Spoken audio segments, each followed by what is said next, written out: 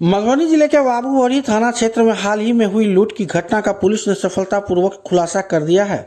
Police ने 6 बदमाशों को गिरफ्तार किया है। उसके पास से लूटी गई बाइक, मोबाइल फोन के साथ एक देसी कट्टा और जिंदा कारतूस भी बरामद किया है।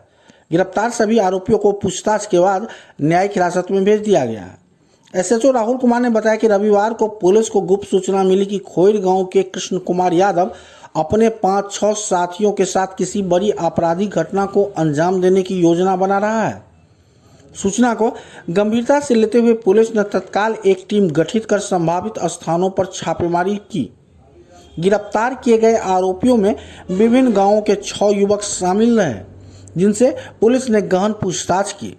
पूछताछ के दौरान आरोपियों ने 12 अप्रैल को सुरहा और छोटकी टोल मुरहद्दी के बीच हुई बाइक और मोबाइल लूट की घटना में अपनी संलिप्तता स्वीकार कर ली है।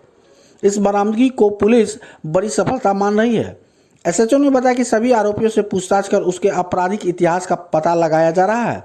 साथ ही इस गिरोह से जुड़े अन्य लोगों की तलाश जारी है।